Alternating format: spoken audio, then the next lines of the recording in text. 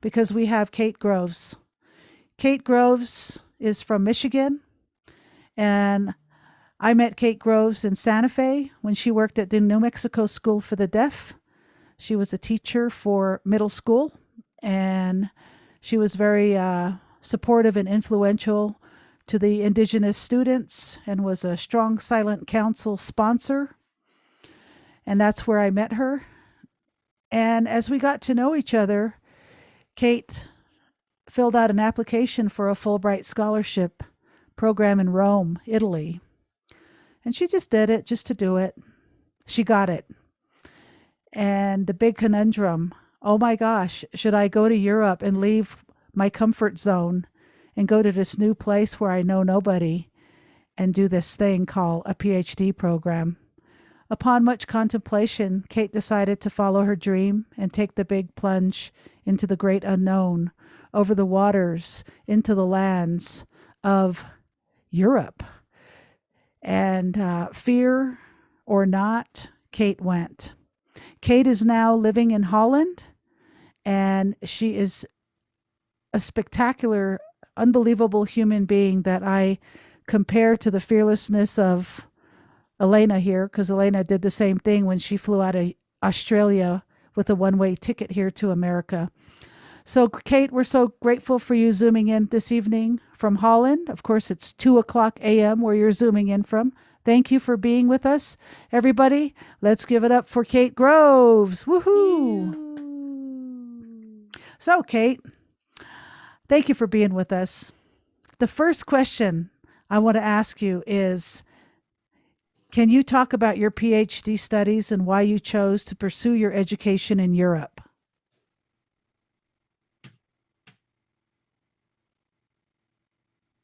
Yeah, sure. So I have a really long answer for that. Are you ready? So I started teaching in 2003, and I became incredibly fascinated with the concept of motivation and why students are motivated to learn, why they want to do things. I got involved with that, and that was the beginning. Now, that topic, motivation, is incredibly broad. I was curious. So, as I was teaching, I would also observe and chat with different people. And I became fascinated with the idea of attitude and language. Because I myself am an English teacher. So, I would ask students, why do you want to learn English? Why are you here? And I worked with high school and middle school students at that time. And for them, of course, they have to learn English. So that's why they're there. But later, I met other students that actively did want to learn English. Maybe they learned because they wanted to take the class, or they wanted to travel. They wanted to read things that were on the internet. They had various different reasons for being interested in English. And looking back on my teaching days, there was one student that really stuck out to me. He was from Mexico, and he knew LSM, which is a form of Spanish Sign Language. He came into our school as a new student, and I asked, "Can you teach me some LSM?" And he refused. And I said, "Can you teach me some Spanish?" And he refused again. His entire idea was that he now lives in America, so he wants to learn English, he wants to learn ASL, and disregarded his roots in some way. So I was wondering why he wasn't interested in being this quadrilingual lingual person, why he would be so resistant to keeping that part of his heritage. Now, I moved to Italy, and I met one deaf man. I asked him the same question similarly about the Italian language. Why are you interested in Italian? And he answered, everything's written in the Italian language. I have to be able to communicate with people. And I asked about sign language. And he didn't seem too willing to do that either. Really, it was kind of a hearing oppression on him because he wasn't as interested in preserving that part of his identity as well. So I started my PhD program, and I started to think about my own experience growing up. When I was born, why did I learn English? And for me, learning English was how I accessed education. My parents themselves didn't really know other deaf people, and English was my way to view the world. It was my way to access the world. And I had that kind of internalized, oppressed experience as well. I thought it was incredibly fascinating, and I wanted to study deaf people and their differing perspectives on language, spoken language, sign language, and figuring out their attitude and how their attitude differed between the spoken and the signed. So I started that project in Italy, and I focused on differing groups of students that were in the schools in Italy. And then I became pregnant.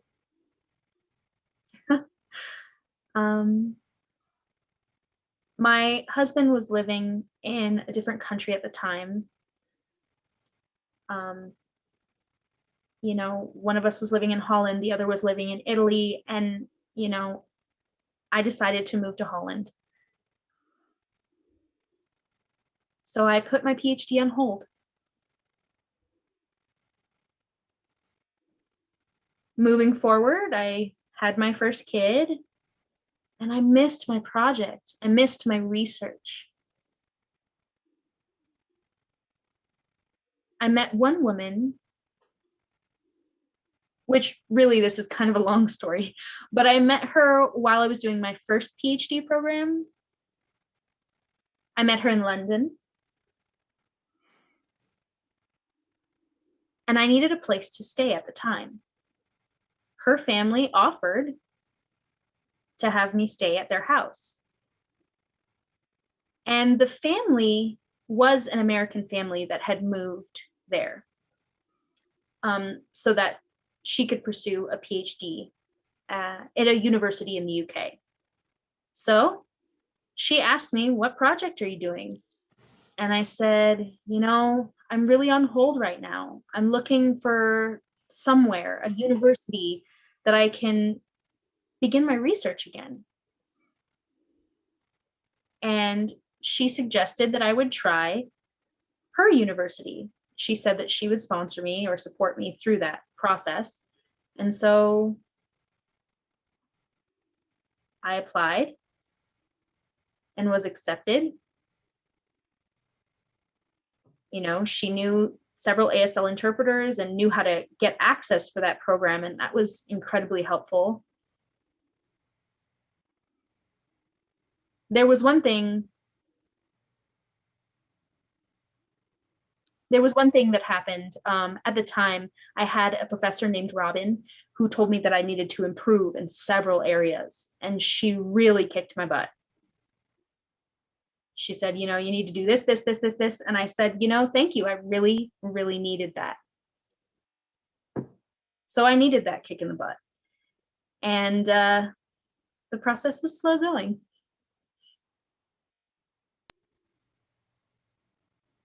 I was a first-time mom. I was a part-time PhD student.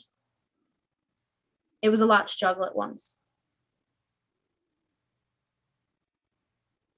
So part of your question was why I decided to do a PhD in Europe.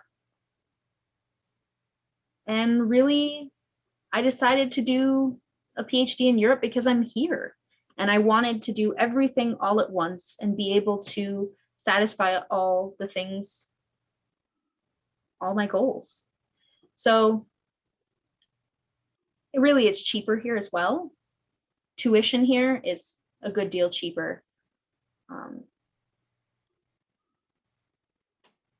really also, I met the right person to work with. And that's why I decided to do my PhD here in Europe. Wow, that's that's fabulous. That's inspirational, and that's very hopeful for a lot of people that have aspirations and dreams that actually want to pursue them.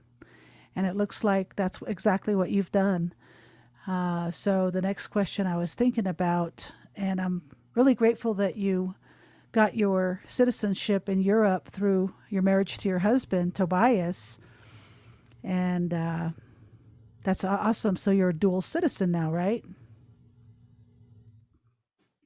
That's so cool. Yes. Okay, so can you talk about mainstream education and deaf education to help people understand what those two worlds look like and the differences and maybe even similarities?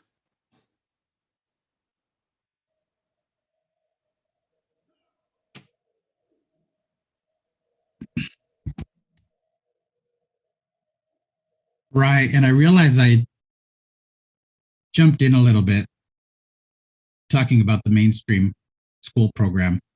So I'd like to clarify that there's two types of major categories of deaf education.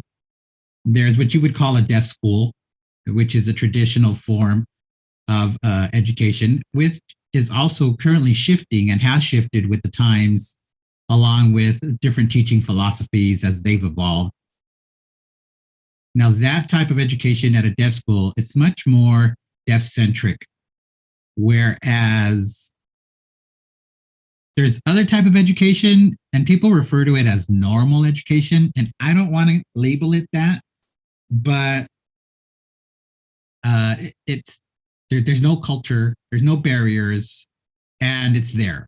So if you're born a hearing person and you have no handicaps, quote unquote, then that's the educational system you are educated in.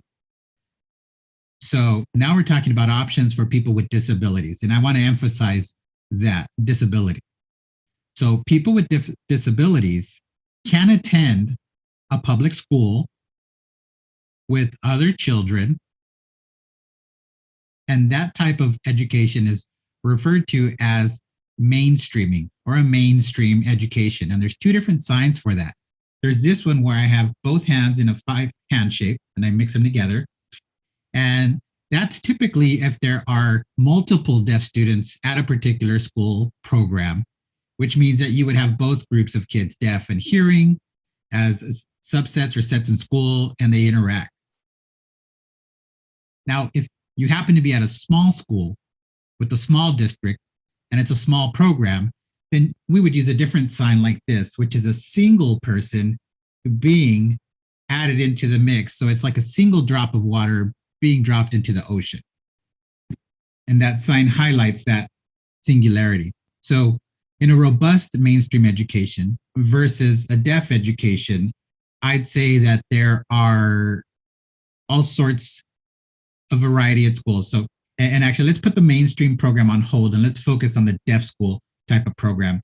The philosophy of a deaf school is really going to depend on the culture at the school. Some schools have a heavy focus on deaf culture, on American Sign Language, on providing robust role models that are deaf as well. A deaf school also focuses more on equipping deaf children with tools so that they can now navigate life and make the choices that they would like to make. Now, whether it's signing less, speaking more, or speaking and signing at the same time, there's a whole variety when it comes to those aspects. And there is no singular system of education for that. Now, in a mainstream program that has multiple deaf students, you would also have something similar as what would be at the deaf school. Now, it would depend, of course, on funding, type of staff, and so on and so on. That would affect the variables in a mainstream program. So let's say you're in Southern California, maybe even New Jersey, as far as Michigan. There are areas that have huge clusters of deaf population. So it's easier to have a more diverse and robust program that is more accessible for deaf students or students that use American Sign Language, because there's a critical threshold of language being used at that mainstream program. And at times, there are also other options for extracurricular activities and participation at those programs as well. So there are two sides to the coin in education. And I forgot to mention that my PhD program focuses on a robust, multiple completed mainstream program. Because this is not an issue that is going away. Mainstream programs aren't going to suddenly. So I am curious about how society is now influencing. I'm curious as to how society is influencing those kids and their perception of language and knowing or learning multiple languages. Are they honoring and focusing more on being multilingual, or is there more of an emphasis on being monolingual? And that was a message I had forgotten to share initially. Oh, okay. Yes, absolutely. Did I respond to your question? Yes, absolutely. Thank you very much for that, Kate. And so I know I didn't go into this. Tell us about your childhood and your upbringing and who you are and your background. I did a little bit of that because I know you and I consider you to be one of my dearest friends. For sure. So, and I also know that with our questions, they'll all kind of weave into some of all of that people might be interested in knowing about you and who you are and how you became everything. So, my next question is, how do language skills relate to your identity and how do they not?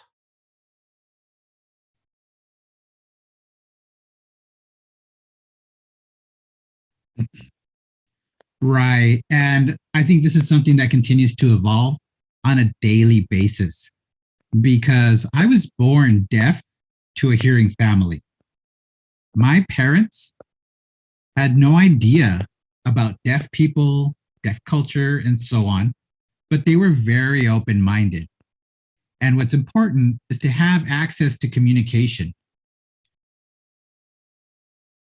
But at the time when I was born, the system in Michigan was encouraging more of an oral focused program. And they told my parents things like, if you teach your child sign language, they'll never be able to learn English. Surprising, right? Which I think is a huge misconception that continues to current day. There are hearing families that have a deaf child born to them, not knowing what to do. Their first step is to approach a medical professional, a doctor per se. And doctors have a huge role and impacts on what families do because they're the first door and that first point of entry to information. So there are many families that are left in a quandary and they're not sure what to do. And they believe things like, well, teaching sign language is bad. I better teach my child how to speak. And that was my family's experience. And so my parents accepted that advice and taught me to speak and taught me speech. Of course, with that, there were constant struggles. And for a long time, anytime I tried communicating with other people, it was difficult. I wasn't able to understand things. I mean, I was just a child. I was a kid. So you can just imagine when a child doesn't know how to communicate, that could lead to very frustrating experiences. But with time, better said, once I gained some literacy, then I really started picking up because I didn't have to focus so much on people's mouths or lips. If I didn't understand someone, I'd pick up a book so I could understand about it. Nowadays, socializing with people who don't speak sign language, and in those difficult moments where I read lips, after a while, I need a pause. And I tell people, okay, it's time to stop talking. I need to read a book. I need to find captions. My eyes need to focus on reading something. And that's what happens, right? Because they've had enough. They're tired of trying to read lips. So I have that weird connection with English because English is more of my first language. I love reading, I love writing, but speaking, not so much. I can speak well and my speech sounds fine. But the problem is when people hear that, they say, oh, she could speak fine. She's not deaf. She's great. And then they respond to me also with spoken language. And then I have to ask them to pause. And then the frustration and aggravation starts settling in. And so it's a love and hate relationship with English. But I should say that English is my way of accessing the wider world around me.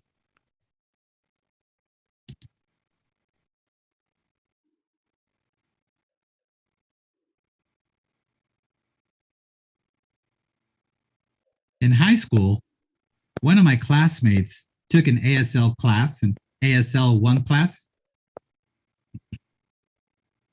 and suggested that I join them for an ASL class in the summer. I thought, okay, my curiosity was piqued. And as soon as I started learning some, I really dove in. I mean, I just picked up some basic ASL, such as, how are you? A couple greetings, an introduction. Hi, I'm so-and-so. I picked up the basics. When I was in college, before college, I decided to attend the Rochester Institute of Technology, RIT. And the reason I selected that school is because I knew they had a huge student body there, sign language. And I was curious about my identity as a deaf individual. And so I continued my learning progression of American Sign Language. And being at RIT, just starting school there, was a huge impetus for me to continue down that road. And I never looked back. My mom said to me, wow, I wish I had been more stubborn in the past and gotten you more ASL supports. And I told Mom that that's fine. That's an old story. And I am who I am now. And we've come to terms with that. And I'll say the same thing I said initially. My English literacy skills are fine. But when I started learning ASL, I completely understood what it meant to communicate, to actually communicate dreams, my dreams, to communicate my personal expressions. And I was able to do that because ASL, American Sign Language, gave me the freedom to open up. And now myself as a mother, looking back at myself as a kid, as a deaf child, what was lacking was communication from the beginning. So I'm very fortunate in the fact that my parents did everything they could and tried as many ways as possible to communicate. They weren't lax. They didn't want to just leave me on my own without a relationship. However, I do have to keep in mind the sad reality that there are many other deaf children that don't have the same experience I did, that have a tough time communicating their emotions and feelings to their parents. Those are completely abstract concepts. In order to understand things, you have to talk about feelings. And if you can't talk about feelings, you can't understand things. So it's back to the chicken or the egg conundrum, right? So a child that struggles with communication has constant frustration, really.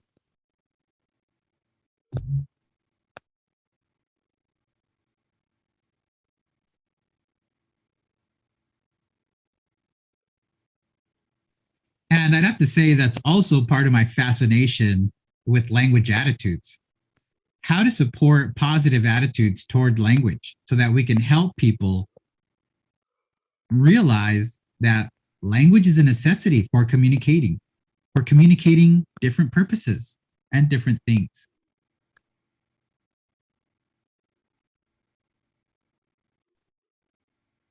Now, when I moved to Europe,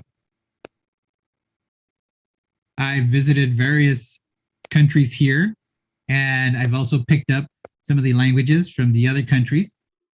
And I do mean spoken languages via reading, and also some signs. There are some foreign signs that I'm pretty adept at. Like, for example, the Italian Sign Language, I can sign it as well as read and write it. And so I still find myself picking up books in Italian and reading so that I can continue my comprehension. And I sign here and there in Italian Sign Language. And this is how you sign Italian Sign Language. That way, I'm not fluent in Italian Sign Language, but I can have communication. I have access to other people and I have access to information with the amount of communication I have. When I moved here to Holland, the Dutch culture, I'd say, is very international. We have travelers from around the world. We have people that live here that are from around the world, from different parts of the world. We have people here for study programs. We have a lot of Dutch people that are highly traveled themselves for either work or studies, and they travel quite a bit. And English is an extremely common language here. You can meet an old Dutch man on this road and they'll know English and we can interact. And actually, the amount of people who speak Dutch is reducing. Dutch Sign Language is also reducing. I actually live in a small town. I moved here and I became a mother. So I have even less access to the deaf community around me. So my interactions are very minimized. And I've tried focusing on Dutch Sign Language, but I do have a weird relationship with it because I love the country. I love the Netherlands here. It's a very supportive, very great place to raise children. But I myself am not fluent in Dutch or Dutch Sign Language, which makes me feel less a part of the country. And my attitude has nothing to do with how other people perceive me either. Wow. Wow.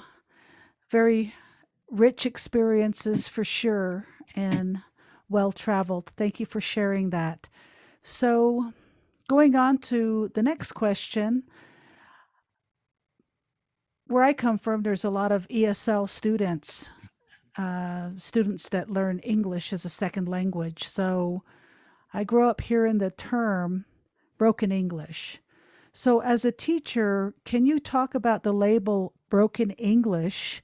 And can you talk about mother tongue, or also known as first language and culture? And how does this affect children and families in deaf and hard of hearing cultures?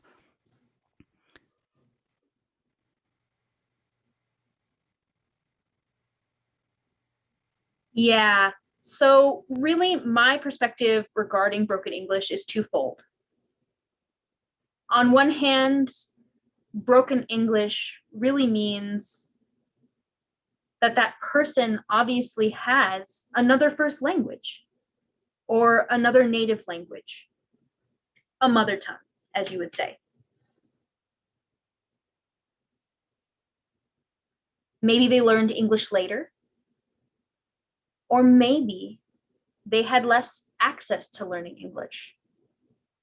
But that still supposes that they have an inherent first language already within them that isn't English.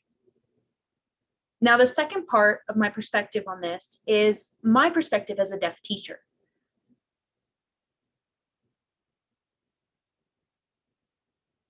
I've worked extensively with kids that don't have full access to sign language.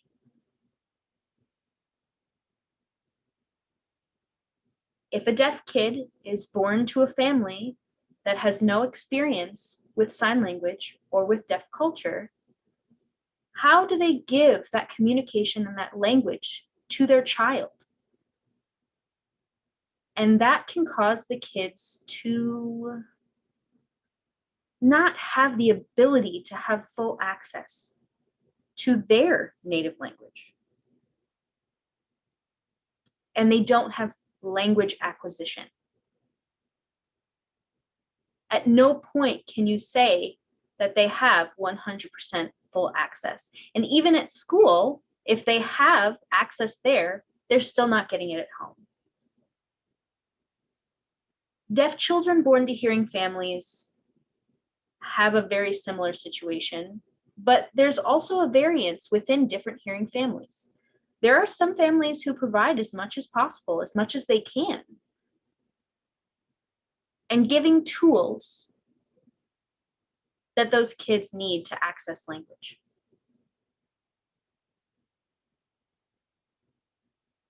Now let's talk about emotions, because I've mentioned emotions before, and emotions are really an abstract concept. Love is abstract, anger, happiness. And those abstract concepts can be confusing for a student, and how to tell one emotion for another can be tough as well. So we're already talking about not having full access to understanding basic concepts. How on earth do we then help that student reach those critical understandings of access to their own emotions when they don't have access to basic foundational concepts? And that lends itself to broken English as well, or broken any language. It can be broken ASL as well. It is not unique to just the English experience. Now, if those students don't have a first language at all, that can be a huge problem. So it really doesn't matter what language the families use for their kids. What really is important is how they give those tools to their kids so that they can access communication in the first place.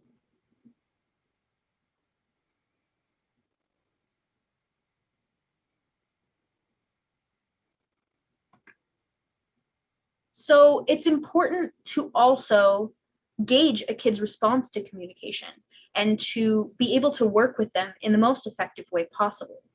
Unfortunately, in the United States, English is really treated as the gold standard. It's the most important language. And we have to realize that there are many other languages in the United States other than English. English is a common language, but it's unfortunately become accepted that English is the key to everything else. And I don't necessarily agree with that, which is funny because living outside of a English speaking country, I'm exposed to different languages all the time. And many people view learning other languages as being successful. You have more opportunities, more access. It's completely different to how we view the United States, where only learning one language is what makes you successful. So really, I think that the more languages you know, the more rich and dense and complex your ability to understand is. Thank you for sharing that. That's a very interesting topic. So when you said you were going to study PhD with the psychology and attitudes of language, particularly studying and focusing on children, deaf children, I thought in my mind, Kate is going to go to Europe and she's going to discover this potion to be able to teach English in ASL, proper word order and all that kind of stuff. But it goes much deeper than subject, verb, object, right? It goes much deeper than that. And so, yeah, great stuff, Kate. Thank you very much. And also, it just depends on the teacher. Yes, and I wanted to talk about ASL interpreters in classrooms, but we don't have time for that. So the next question I want to have for you is, what does expat mean for your identities as a deaf woman, a mother, a PhD student, a wife in Holland?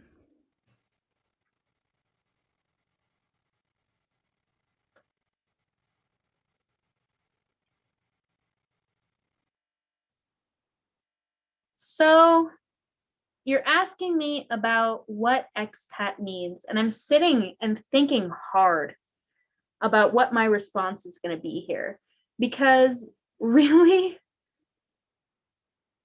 I was born and raised within the United States, and I have my roots in that country. really it's hard for me to call myself an expat, because my perspective is not that I've left or abandoned anything. I have roots in many different places. I have homes in many different places. It's more complex than that. Now in Italy, I have a home there with my friends, and I used to live with those friends. So of course, I can fly there anytime I want. I know where to go for coffee. I don't feel any fear when I'm traveling. That's kind of my perception. Or London, if we're talking about London, I can walk around London, find friends. I know where there are some good places to sit and people watch. So for me, expat means kind of you don't have a home, whereas I think it means I have many homes.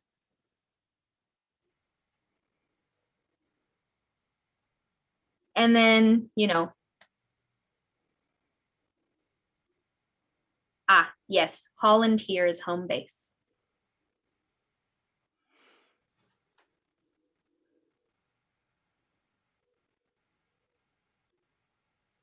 So my roots, I dug deep everywhere I went.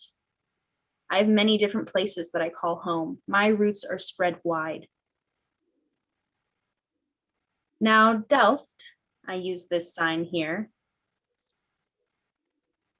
is a small town.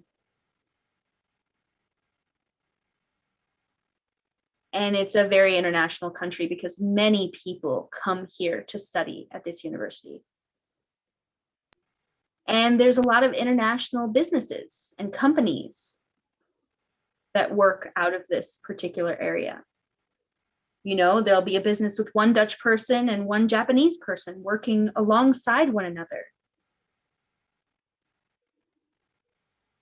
And me, myself, as an American, I consider myself a Dutch American. There are many like me as well. Many people internationally will come to Holland, come to Delft, and then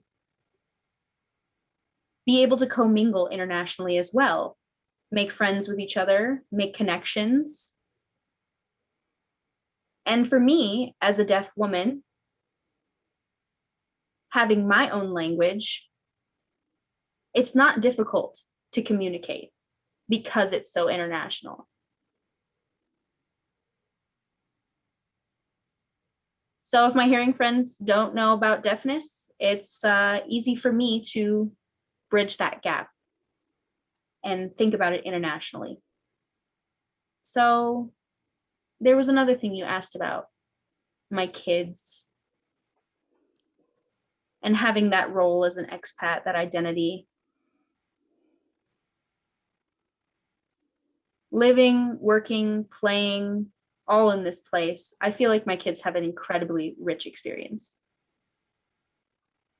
And I've instilled in them great values of appreciation for diversity. And they have incredibly open minds. I also try to encourage my kids to learn a multitude of different languages because our neighbors speak Spanish as their first language. So I asked, can you please speak Spanish with my kids? And the neighbor comes over and will teach some words, speak in Spanish. And I just think that's wonderful. And I try to encourage that as much as possible. Because obviously, as a deaf person, it's hard for me sometimes to communicate with my daughter, who is very fluent in all these different languages, and try to encourage her at the same time. Because Dutch is her first language. And as I talked about, Dutch and I have a complicated relationship. And I have to put my own experience aside and work through it to communicate effectively. I know later we'll be able to communicate well.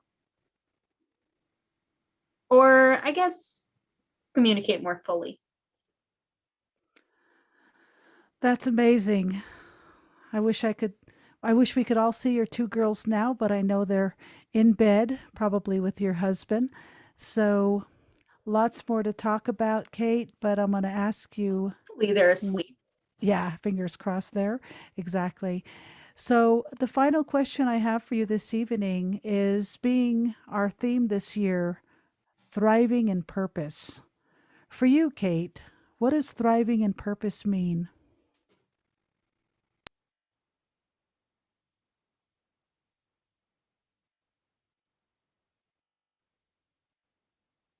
All right. And I really have thought through my answer here.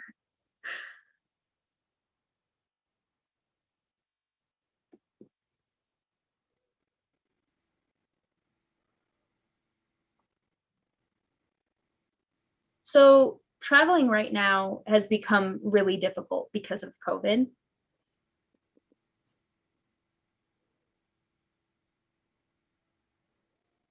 So I'm staying here and kind of watching the climate, and I've accepted that. And I appreciate that. And I'm appreciating living in the moment. And as far as purpose, I'm thinking, I'm here now. What do I do?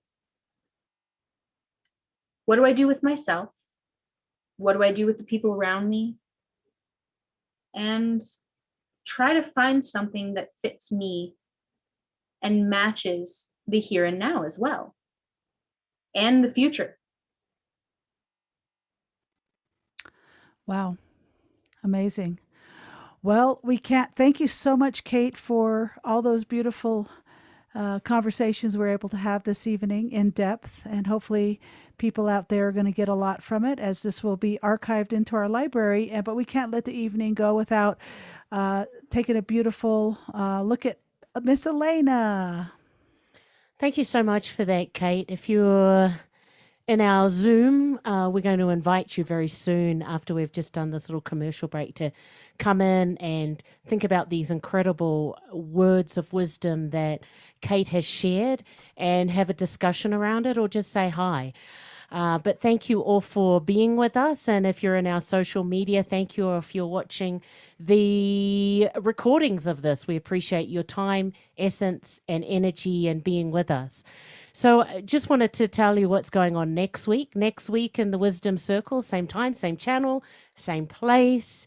We have the beautiful Mali Shabala. She is Dene Navajo, and she is an extraordinary journalist, bringing information to the Dene people and the words and news, keeping everyone current with what's happening on Mother Earth. And so come and join us and hear this amazing woman. If this is your first time in the Indigenous Ways space, thank you so much for blessing us. We have over 80 presenters in our archives. You can find them in our IndigenousWays.org website. And in the next 48 hours, beautiful Kate's archive will also be available there on our website. All our events are free, there's no cost, and all of our events have Asl Interpreters because we want to have access available for all. And that is courtesy of our sponsors. So we want to give a shout out to the Native American Advice Fund, the Santa Fe Community Foundation, WestAF, New Mexico Arts. On the 1st of April 2020, we wanted to, what could we do to stay together? We organize and produce a lot of events. What can we do together to stay through this global pandemic? And we went online. So every Wednesday we have the Wisdom Circle where we are now, 6 o'clock Mountain Standard Time, and the third Saturday of each month at 3 p.m. Mountain Standard Time, we have the concert series.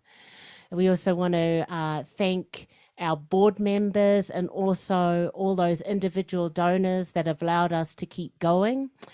And also, if you want to find out, you can also go to our website, IndigenousWays.org, and there you can sign up for the newsletter.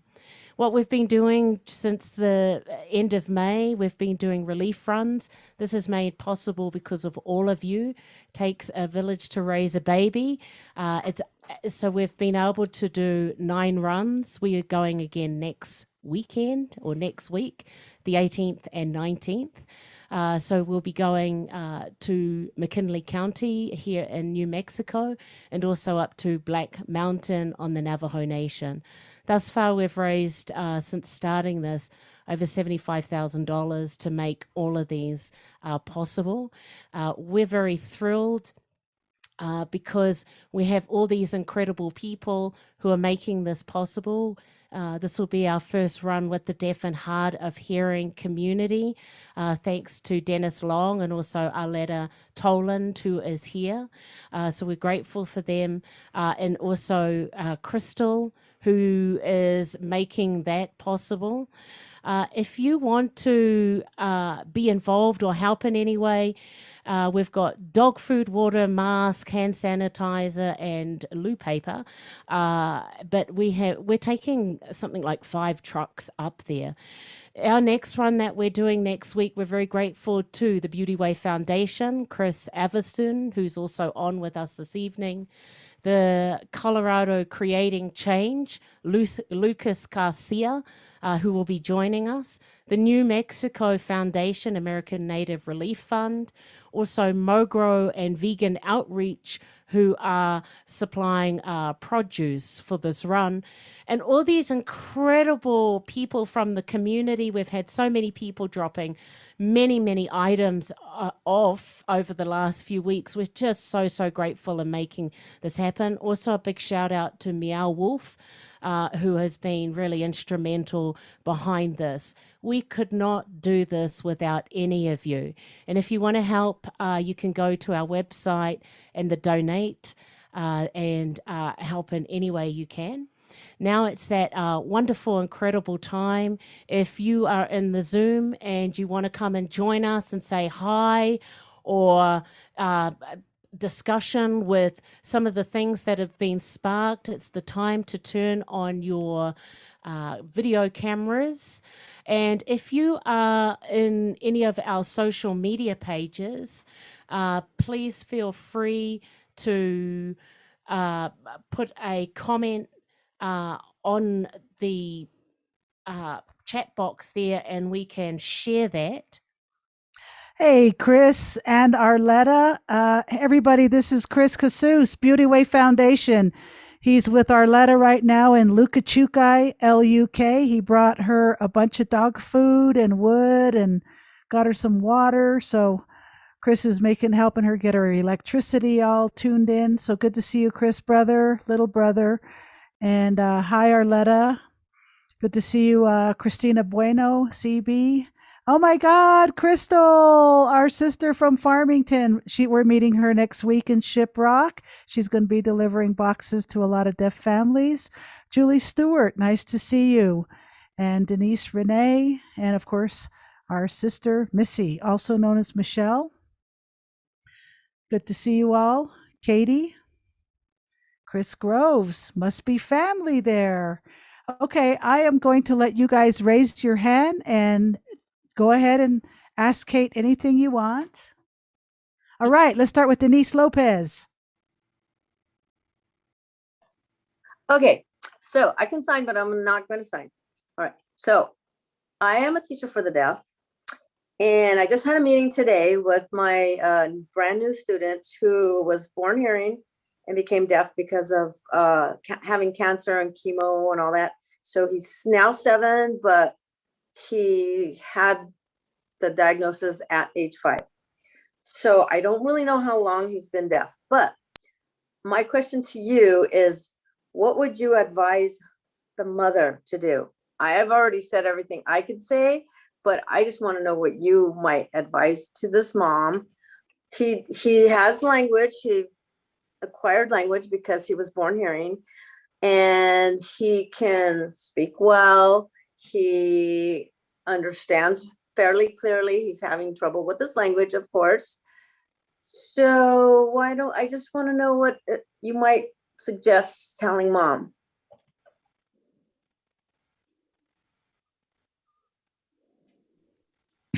First of all, Denise, let me say, wow, dealing with the health issues is really tough. So I want to applaud that child for working through that and moving on, right? Just having deafness as an issue is less of a concern than the other issues. Right. But obviously, communication is the most critical part. And how this child communicates his feelings and emotions through people, and actually how to share those throughout the rough experience he has just survived. Yeah. How the family supports this child, how the school supports the child, all comes into play. And so can we hone in on your question and make it just a little more specific? I just want to reassure the mom that, you know, as long as she gets involved with her child, because I don't even think she's at the point of thinking, do I want sign language or not? Do you know what I mean? Everybody that's on the team has already put a goal focusing on language. I'm going to focus more on the emotional part and the advocacy part, because the other teachers are working on the language, even though I'm doing some language. So I guess because you said that the emotions are very important, which I think they are too. Well, what can you suggest as material to go to that I can use for my curriculum to help this child with the SEL, which is social emotional language? In terms of materials, I wouldn't know what's available, but let's talk about the child and make it child focused. What do you believe the child wants? Well, Does he seem to want more sign language, or does he seem ambivalent? Does he want to be treated as a normal person? I think that's going to be the determining factor, is his attitude and his outlook on that, and then go from there. Yeah, I've yet to determine that because I have not met the kid. I think I've had maybe up to 10 minutes of him seeing me seeing him, but not necessarily working with him, because on Zoom right now with the COVID, I can only observe his classroom. So I haven't worked with him. I start tomorrow. So I want to, you know, build a good foundation with him and get to know where is he and what, because I think he doesn't know that he can't hear. That's the other part, because it's new to him. So I think he thinks he's hearing the conversation because he's watching it and he can hear some. So I think he's missing on it, but I don't think he realizes that he's missing some of the pieces in speech when he's trying to listen. Sorry, I don't mean to take up time, but I just wanted your opinion on this is new. No, this is Denise. Thank you. It's a very good question. It's a good question. How old is he, or 7. the child? 7. It's a boy. 7. Right. 7. All right. Well, thank you very much. I'd say try to figure out what he wants. Okay. All right. And Rogelio, you had your hand up from Austin. Good to see you, brother. This is Rogelio. Yes, Tosh, very good to see you too. Okay, my question for you tonight. First of all, thank you. Thank you for making the time to join us tonight and speak to us at 2 a.m. Your time. And also, let me thank the 2 amazing hosts and also the interpreter. I'm curious about your work. How do you feel about bye-bye and VS and multilingualness? My perspective on it has been focused, let me see where you're on the screen. My perspective on it, Rogelio, has been just a mainstream focus. I have a time constraint. and I'm just the only person working on it. So I'm hoping in the afternoon to make a comparison of the various groups based on the data that I've collected on these groups, and then I can share that eventually. Okay, thank you so much. Yeah, no, I appreciate the question. Thank you. Beautiful, Rogelio. And Chris and Arletta. Arletta, would you like to say hi to Kate? Okay, it looks like Arletta. Hi, Arletta. Do you want to say hi to Kate? Arletta here waving hello.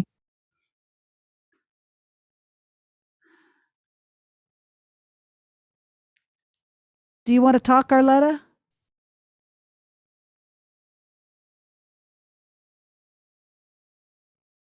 This is Arletta. Oh, yes. You know, I missed some parts. I do apologize for that. But I did find it interesting what you mentioned about the Dutch language and the English language. I wonder if there are any similarities. And Kate here responding, no, they are completely different. Dutch Sign Language and American Sign Language are completely different and have different beginnings. Some signs, I'd say a few are similar. What about facial expression? Does that continue the same as American Sign Language? Asked Arlita. And Kate says, yes, facial expression does remain the same and functions the same. Arlita here. So I'm just asking if Dutch Sign Language has the same type of features as American Sign Language when it comes to facial expression. And this is Kate. Okay, I find that question fascinating because some expressions are different than the American Sign Language expressions. And the reason for that is because they're based on cultural differences. If I can provide you an example, I'd have to say, okay, if someone were to say, and let me double check. I'm trying to come up with a good example on the fly. I apologize, but you know, like this, right? Or if you like something, there's a shrug, which is a yeah, I like it, which is different. In American Sign Language, when you like something, you kind of have a smile, you raise your eyebrows, and you bounce your head a little bit more. But the Dutch response would be a little bit subdued, and the expressions would be a little bit different. And I would say sometimes the gestures, the manual gestures, are just a little bit different, right? Like, for example, people here, when they say something's delicious, they do this hand wave by their head. They don't rub their belly when something's delicious. And I mean, hearing people out here. In the United States, of course, they say that was yummy. Here in Holland, they would say, well, that was yummy. So those types of gestures are different. Yeah, it's not a hand wave, but it's over here by the head. So those types of things are different.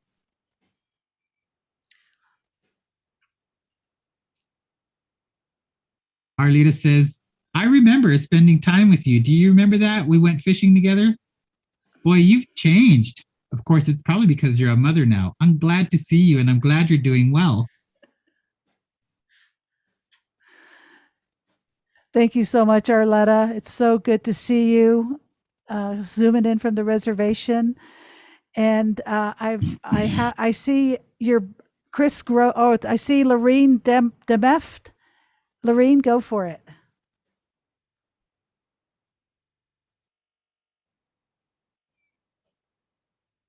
Yeah. Hi, Kate.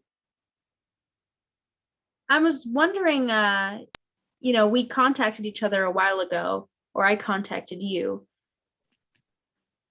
And I was wondering, you had mentioned, at what time did we contact each other? Was it 2007, 2018? We went to the university together. Yeah, Roman in Italy. Yeah, absolutely. And Kate is saying, yeah, it was an incredibly small community. There was no English there. Sorry. There was one town that was incredibly small. And the city name was Cosado. And Lauren's asking, isn't that in the West? Is that above And Kate saying, no, it was kind of near Turin,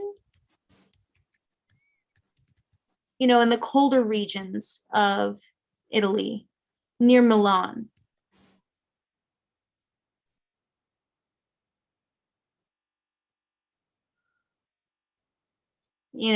At the time when they were discouraging sign language. And Lorene says, yeah, so I'm just wondering, how on earth did you learn Italian Sign Language? Because how on earth do you do that, even speaking Italian? And Kate says, I needed to learn Italian language. I had no choice. I had to go into the stores. I had to buy food. No one speaks English here. So Italian was a necessity. And in my experience, I learned Italian Sign Language from working in that small school, in that small community. And there were a couple other deaf teachers that used that sign language. And I kind of picked it up. I felt like I had better access with it. So using it with the kids as well, and encouraging them that way, and working with 4-year-old kids, being able to learn from them, learn from other teachers. And really that language helped me understand Italy as a whole much better. And they had a parallel together, the signed language and the spoken language. And Lorene's saying, oh, you learned it there. You kind of learned in practice. And Kate's saying, yes, I did. If I had to find something, find out where to get coffee, find the bathroom, just had to pick it up. And Lorene's saying, so it was before college, and that seems a little bit better, because it feels like, you pick these things up so quickly. I've seen hearing people pick things up so quickly, and I've seen in Italy, the hearing people pick things up especially quickly because they're a very gestural community. And I'd see hearing people in Italy be so much more accommodating than hearing people in the United States. Because having expressions in Italy is a natural part of their culture versus the United States, where they want us to tone it down. And, it's almost overwhelming that we have so much expression in our faces as deaf people and using ASL, and I feel like learning ASL in the United States, they learn to become more expressive, but in Italy, it's already there, and I'm just amazed by you and everything that you've done. And Kate's saying, well, it's been nice because people I don't know at all are still so willing to help me. And they'll start to speak to me and I'll just say, hey, I'm deaf.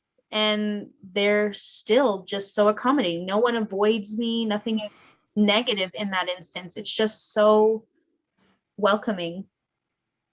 Lorene saying, how did you decide what was your experience to teach in Italy? How did you pick Italy to go teach?